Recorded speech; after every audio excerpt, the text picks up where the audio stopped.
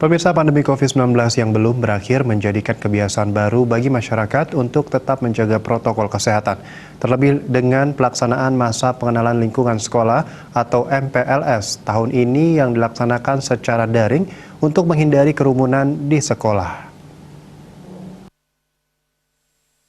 Masa pengenalan lingkungan sekolah MPLS tahun ini tentu sangat berbeda dibandingkan tahun-tahun sebelumnya. Pandemi COVID-19 memaksa pelaksanaan MPLS tahun ini dilakukan secara daring, agar menghindari kerumunan dan tetap menjaga protokol kesehatan.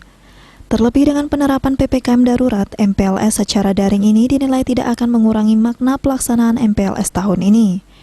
Menurut akademisi Igusti Bagus Artanegara, pelaksanaan MPLS secara daring diharapkan dilaksanakan dengan baik dengan melibatkan orang tua siswa untuk ikut serta memantau anaknya selama di rumah.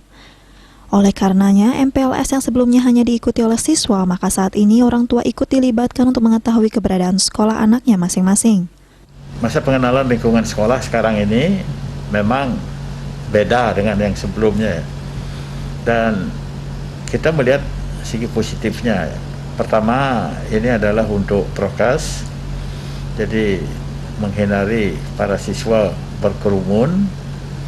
Yang kedua, dengan sistem online ini, saya melihat bahwa justru ini bisa menambah manfaat lagi, karena anak-anak itu calon siswa baru itu dia kan ada di rumah. Orang tua seyogianya mendampingi putra-putrinya di rumah.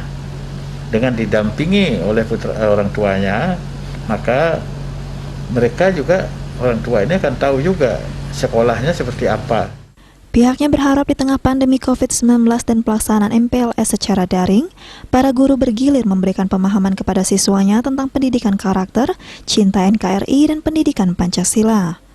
Andika, Pali TV.